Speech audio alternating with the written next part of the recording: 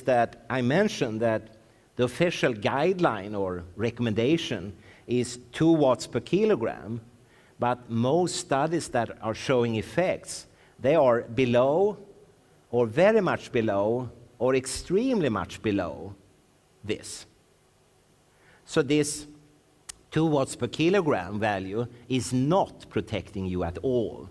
And that was found out very early by scientists like myself, that it's just a technical recommendation and nothing else.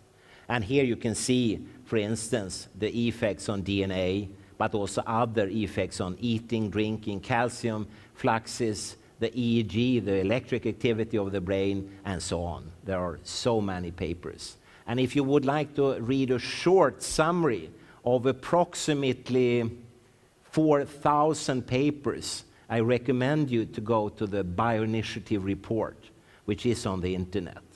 It's just 4,000 papers. If it should be safe to use these gadgets, all these scientific papers must be wrong. That has never happened in science.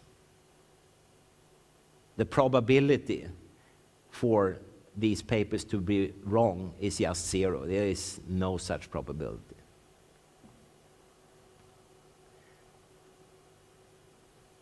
I have been around this planet, I don't know how many times, and I've been giving lectures and so on. And during that time, people have, like you, started to listen. In the beginning, there were very few. There were mostly people with electron hypersensitivity and their relatives.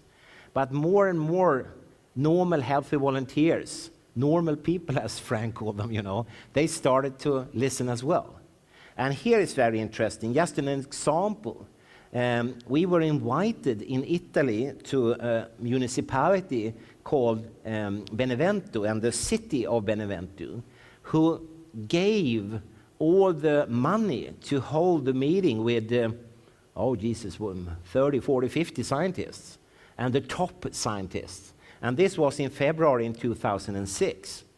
And at that meeting, I said, because there had been internet-based resolutions, Catania resolution, for instance, but unfortunately, in my part of the world, and in politics and finance and industry, the internet doesn't count at all.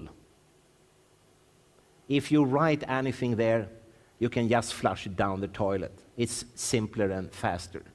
No one gives a toss about it, And therefore I said, the next resolution we write, because people wanted to write the resolution here, we should publish it in a peer-review-based scientific journal.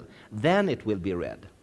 And scientists said, no journal would publish such a text. And I said, no, you're wrong. They will. And particularly if we can put some scientific pressure behind it. And we wrote the Benevento resolution. It is published in a scientific journal, and there are a lot of bullet points, and one of them says that arguments that weak electromagnetic fields cannot affect biological systems do not represent the current spectrum of scientific opinion. We said that we need to adopt a framework of guidelines for public and occupational exposure, and it should reflect the precautionary principle.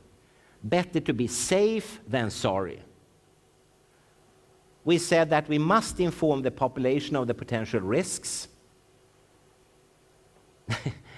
I must stop there, because sometimes I get really angry, I must say. Very non-Swedish way of behavior I have sometimes.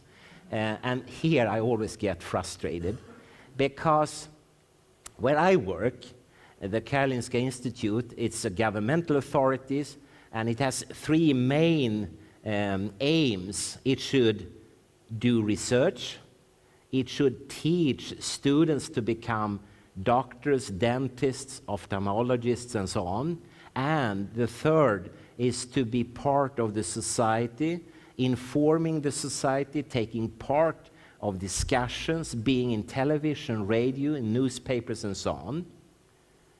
And I have been a lot. And it has been a very interesting journey, but the backside is that I often hear, not directly in my face, but behind my back, that colleagues to me say, Olle Johansson is not a real scientist because he talks with the general public.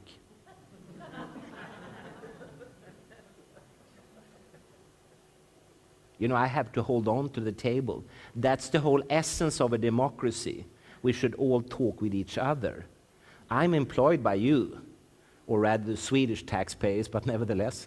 And I should, of course, inform them. And since we are part of the European Union, I should inform you too. And since we are part of the United Nations, I should inform everyone on this planet. There I get a little bit angry when I think about that. But we should inform the population. We should limit cell phone use and cordless phone use by young children and teenagers, and ban telecom companies from marketing to them.